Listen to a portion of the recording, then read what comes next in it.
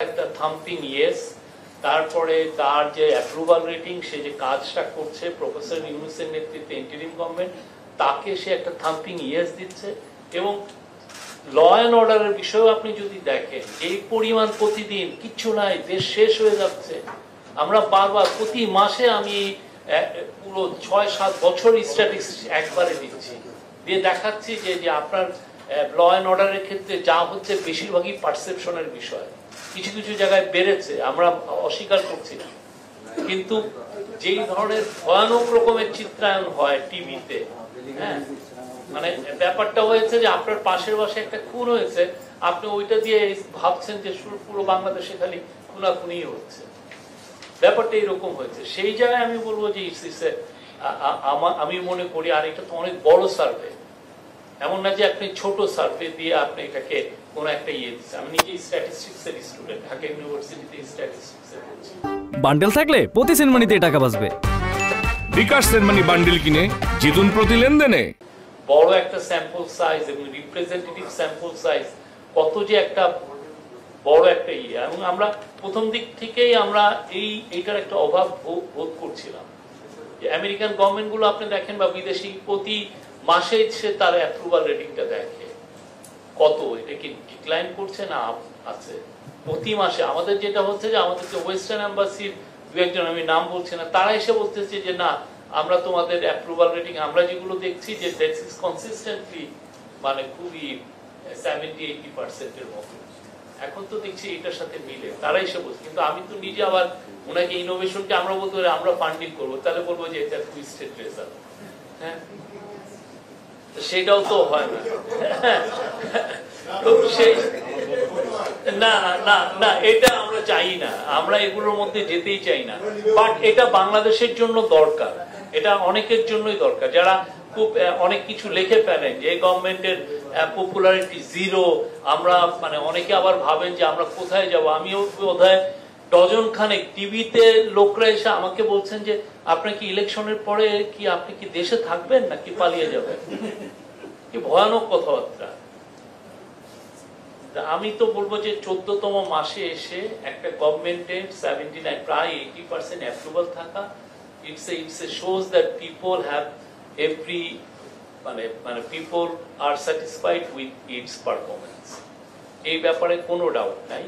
আর সবাই হচ্ছে পুরো দেশটা এখন ইলেকশন মুখী। আমি গ্রামে যে দেখেছি, শহরে দেখেছি, আপনি যদি ওল্ড ঢাকায় যান দেখবেন যে এই বাসী, লালবাগবাসী ইনাকে চাচ্ছে, অনেকে এখন চাওয়া না। ইলেকশন সত্যিকার অর্থে আপনার 47,000 হচ্ছে ভোটের সেন্টার, তার মধ্যে বুথ বোধহয় 2 লাখের মতো।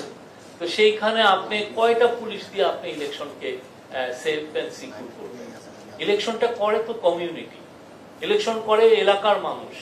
সবাই যদি একসাথে আসে, তাদের ছেলে মেয়ে ভাই বোন সবাই মিলে যদি ভোট দিতে আসে, ভোটটা ভালো হতে বাধ্য। এবং আমি এইটারই রিফ্লেকশন এটাতে আমি দেখছি। এবং এটা আমি বলবো, প্রফেসর ইউনূস বারবার বলছেন এটা ইতিহাসের one of the best election হবে, এবং আমরা আশা করছি, এবং এটার একটা ইন্ডিকেশন আমরা দেখছি। এবং আমি আশা করব কেউ ওনাদেরকে ফান্ডিং করবেন, যাতে প্রতি মাসে আমরা এটা দেখতে চাই।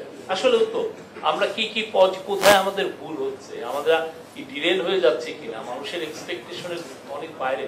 এটা অনেক ক্ষেত্রে এই ডেটাগুলো, এই অপিনিয়ন পোলগুলো অনেক ক্ষেত্রে আপনাকে মানে আপনার পলিসিতে স্টেডিং আপ যেটাকে বলে, যে আপনাকে সঠিক একটা পলিসি নিতে সাহায্য করে, বা আমি কোথাও ভুল করছি কিনা সেটা খুব রেকটিফাইয়ের একটা টাইম সে দিয়ে দেয়, যে না তুমি এই জায়গাটায় ভুল করছো, তুমি রেকটিফাই করো।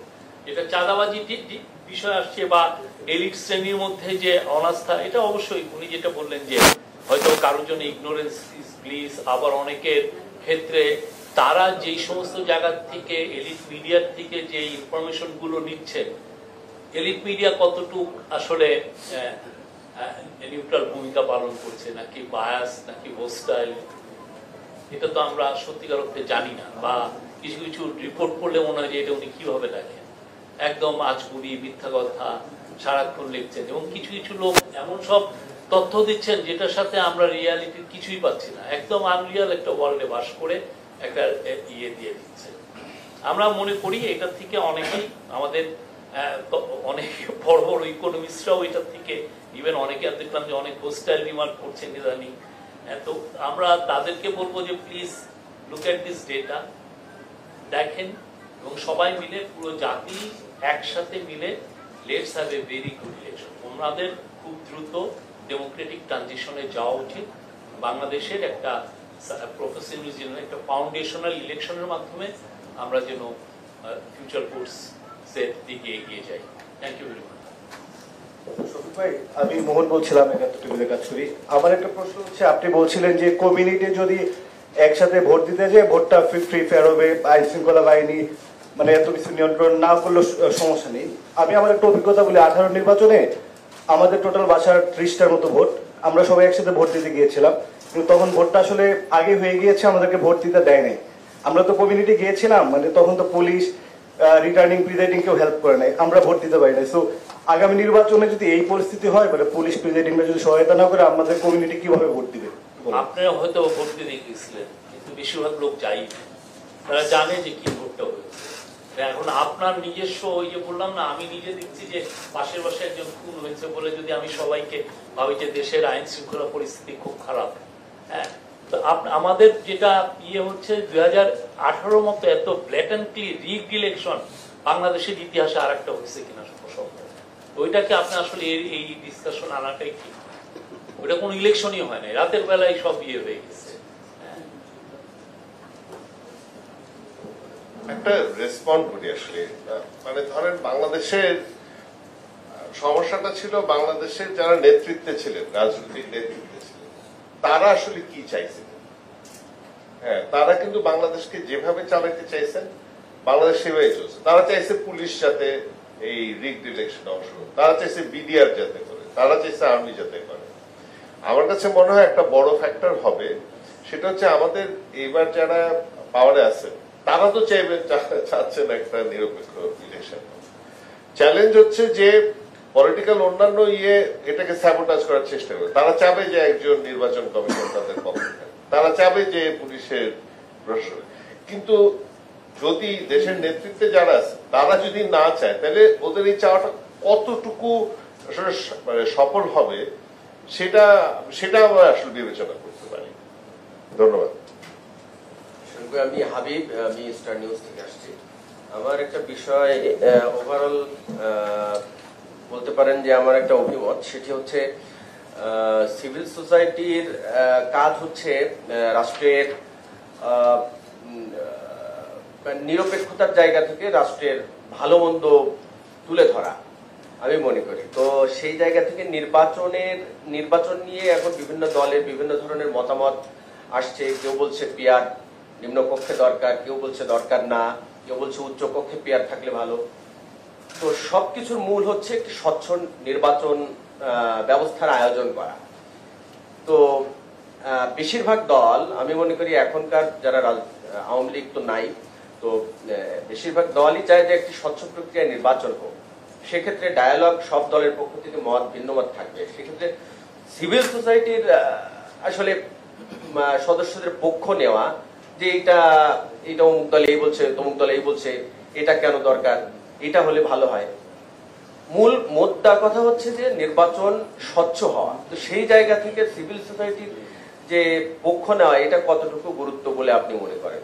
গুরুত্বপূর্ণ না, সিভিল সোসাইটি তো প্রত্যেকটা দেশেই এটা একটা মানে তারা ডিবেট গুলোকে আরো ভাইব্রেন্ট করে। আপনি অনেক সময় পলিটিক্যাল পার্টিরা তো তার ডিবেট গুলো করছে, তারা জনগণকে রিপ্রেজেন্ট করে পলিটিক্যাল পার্টি, এবং কনসেনসাস কমিশনের সাথে আলাপগুলো পলিটিক্যাল পার্টি করছে। বাট সিভিল সোসাইটি তো মানে যে কোনো দেশের জন্য একটা খুবই ভাইটাল একটা মানে বলবো যে সেগমেন্ট অফ দ্য সোসাইটি। তো তারা যে কথাগুলো বলে সেটা তো পলিটিক্যাল পার্টি অনেক সময় সেখান থেকে অনেক কিছু নেয়, আবার অনেক কিছু নেয় না। সে মনে করে যে এই মানে আমি মনে করি যে এটা যে কোনো সিভিল সোসাইটি এগুলো বিষয়ে যখন কিছু কন্ট্রিবিউট করে, এটা আমাদের আন্ডারস্ট্যান্ডিংটাকে স্ট্রেচ করে, অনেক বড় করে, এটা আমাদেরকে আরো পজিটিভলি কন্ট্রিবিউট করে। হ্যালো, আচ্ছা শফিক ভাই, আমি মুয়াজির হক, চ্যানেল 24 এ কাজ করি। আমি যদি ভুল না করি, সার্ভেটা মনে হয় 1 মাস আগে করা, 1 মাস ধরে করা। এটা কি শেষ 1 মাস, গত 1 মাসের? 2 তারিখ থেকে 15 তারিখ মাত্র 6 দিন আগে শেষ হয়েছে। আচ্ছা, আমরা কিন্তু গত এক মাসে রাজনৈতিক যে অস্থিরতা দেখছি, সেখানে যে ঘোলাটে অবস্থা এবং আবারও ঘুরে ফিরে আবার জাতীয় পার্টি আলোচনায়, সেখানে সরকারের অবস্থানটা আসলে সর্বশেষ কিভাবে আছে, কোন অবস্থায় আছে, এবং নির্বাচন নিয়ে আমরা যে ব্যাপক আগ্রহ দেখতে পাচ্ছি, সেখানে আবার ঘুরে ফিরে জাতীয় পার্টির যে প্রশ্ন আসছে, শফিক ভাই যদি একটু পরিষ্কার করতেন সবশেষ অবস্থাটা। আমরা তো খুবই স্টেবল একটা পলিটিক্যাল ক্লাইমেট দেখছি, খুবই স্টেবল, খুবই সিভিল ডিবেট হচ্ছে। আপনি গত 6-7 মাসে যে ডিবেটটা হয়েছে পলিটিক্যাল পার্টি কনসেনসাস, এটা বাংলাদেশে একটা আনপ্রেসিডেন্টেড একটা ইভেন্ট। এটা বাংলাদেশে কবে এরকম সিভিল ডিবেট হয়েছে বলেন? সবাই মিলে বসে থেকে আমরা দিনের পর দিন তারা এই ডিবেট গুলো করেছে। হ্যাঁ, তো আমি মনে করি না এখন যেটা হচ্ছে সেটাও একদমই সিভিল।